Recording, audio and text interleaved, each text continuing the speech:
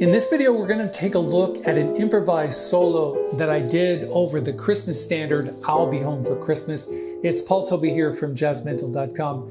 Thank you once again for joining me for one of my tutorials.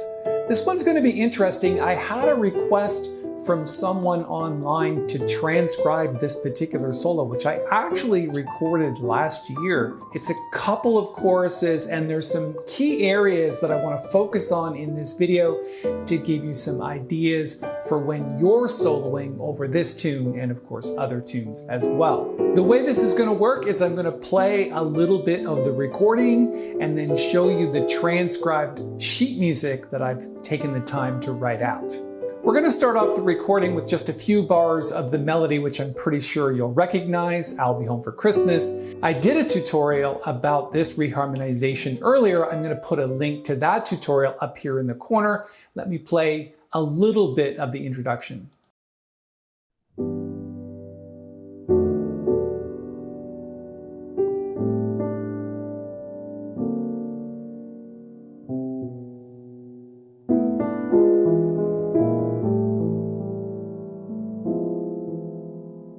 You can hear that it's fairly slow, rubato. Of course, the chords are completely reharmonized. We're going to jump right now to the solo section and play you a little bit of the first chorus, starting with the last few bars of the turnaround at the end of the tune.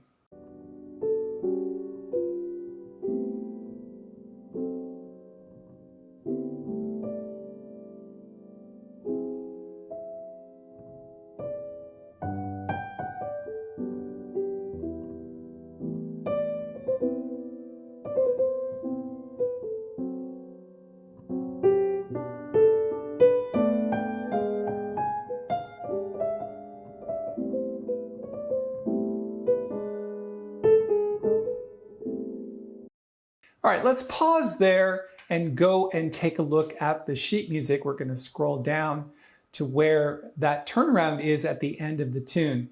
And you can see that we've got a D sus chord, and I'm referring to this bar right here. Got a D sus chord and a D7 sharp 11 chord. So at the end of a tune, what you might want to consider is not going to 1. So if the tune ends like this, starting on bar 29, most people would end the tune and then play the turnaround, but I like to put a sus chord in there and then some type of dominant dissonance in order to get us back to the first chord of the tune. So here we go. Here's our D sus chord. And then this chord. You've got an E major chord over a D7 chord. And then it gets into the tune. The first part of the solo just does this little riff on G6 or G major 7 really. You've got the major 7 at the top.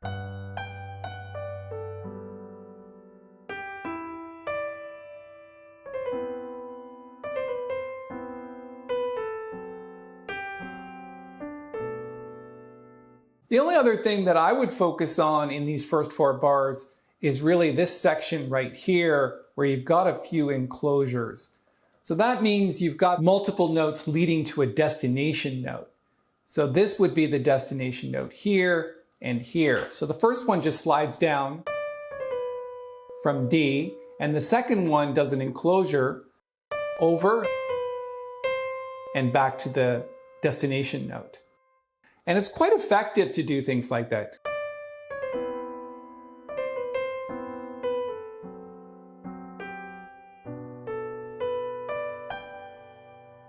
And the next part that I want to focus on is this section right here. First, there's this chord happening, this broken chord on E7 flat 9.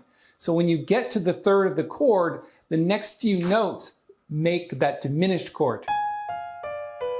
So starting at the beginning of that bar, right?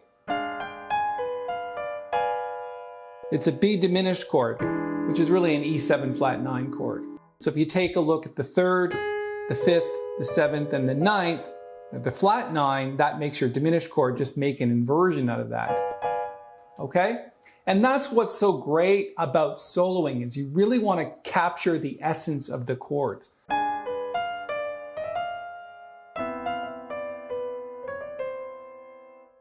And then, of course, you've got some things happening here, just like we did before, where the notes are more or less grace notes.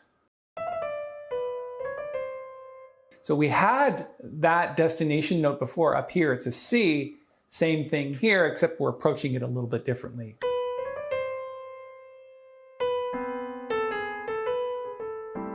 And then here, you've got this lovely eighth note enclosure leading to the destination note, which is A on the next bar. That's a really standard bebop lick to do things like that. Let's go back to the recording and play it from that E7 chord. And I want you to hear the next section because there's some blues licks that I want to point out here.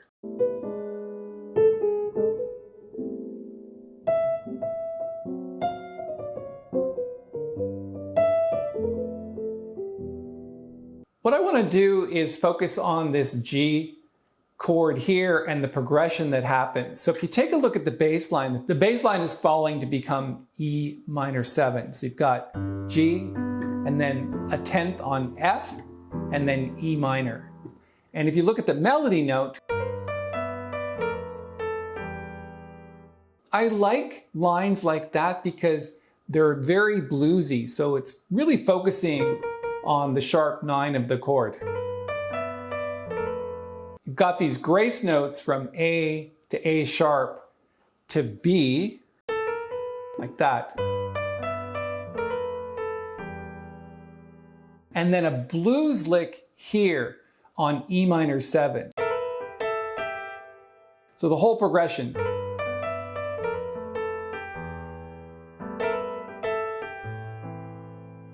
It's especially nice for Christmas music to kind of put that bluesy feel in there. It really brings the tune alive in the solo section.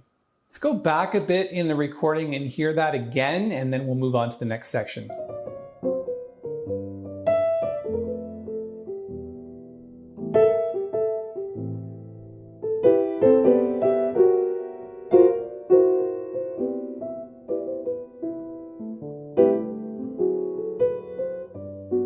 The next thing I wanted to show you was these block chords. And you'll find that a lot in my playing where we're not just playing single note solos, we're doing multiple notes at a time called block chords. And if you look at the right hand, it moves up, the bass moves down, and then you've got these type of cluster chords. They're still block chords, but they're kind of grouped together in a way that makes it dissonant.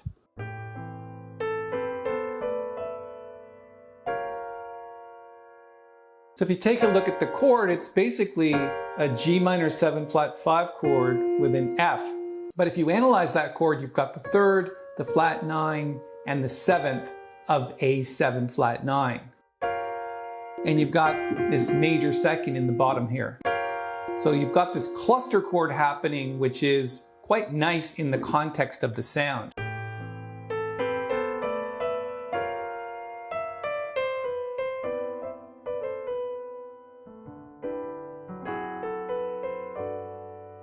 All right, we'll wind the solo back a little bit and go into the next section.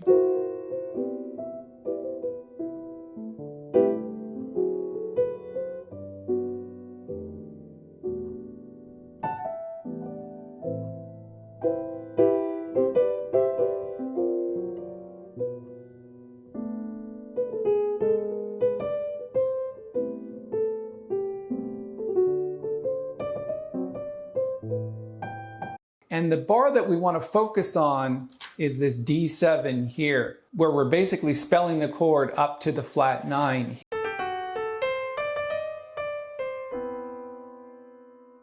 So from the B, half diminished 7th from the beginning of the line.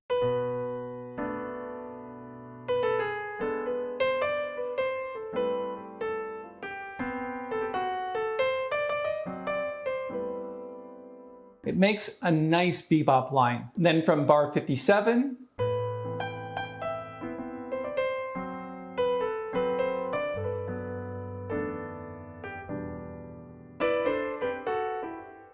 And that's another situation where you've got block chords happening here. It's really nice to play both hands together when you're either ascending or descending a line.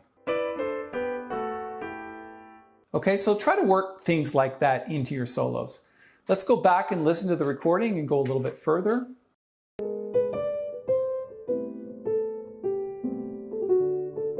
There's that D7 chord with the flat 9.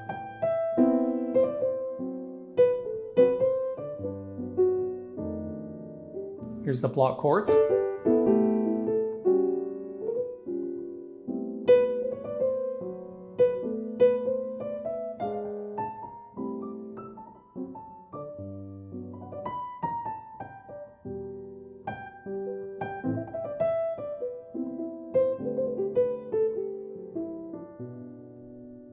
Moving down the score to bar 65, you've got this little triplet pattern happening here. This is something that Oscar would do.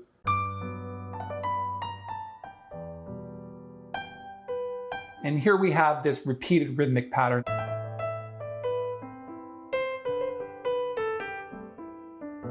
So those 16th notes are just repeated. It's basically taking an idea and just moving it around the keyboard and repeating it. Let's go back and listen to it from that point again.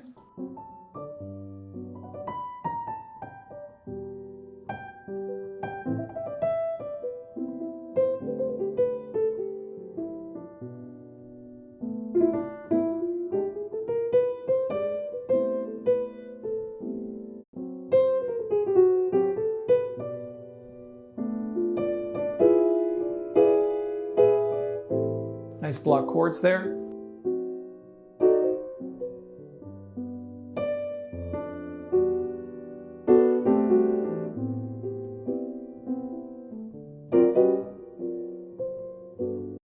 Really all we're doing there is just sidestepping the chords. So it's a D7 with a sharp 9 and a sharp 5, except you're taking out the root and putting in a note on top.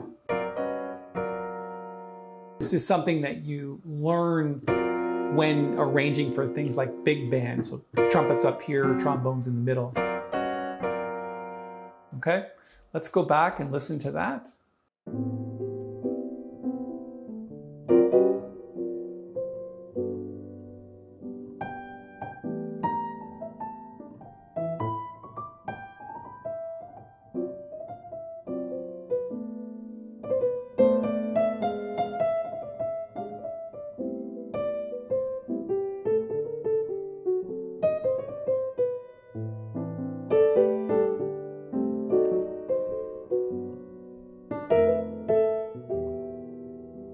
So there's blues creeping into my playing again, something like this.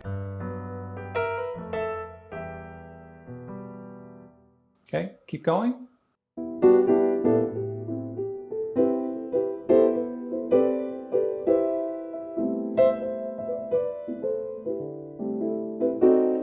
I want to play that section one more time here.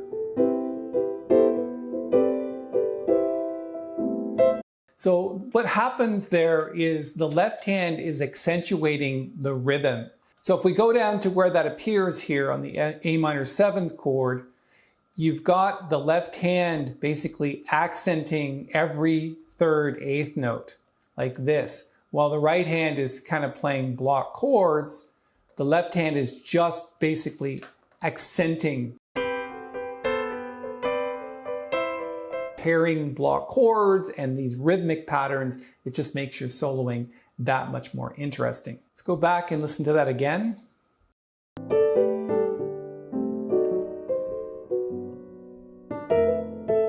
Blues, and now here's that rhythmic pattern.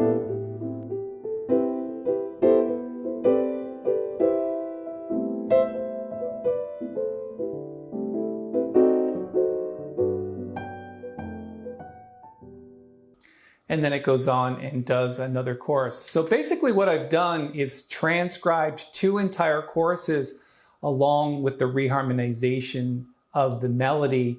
So it would be a good idea to listen to the entire 2 choruses of solo all put together, plus the head section. You can do that on the sheet music download page. I'm going to put a link to that page up here in the corner. Yes, there is a cost to download this sheet music simply because it took me several hours to transcribe it.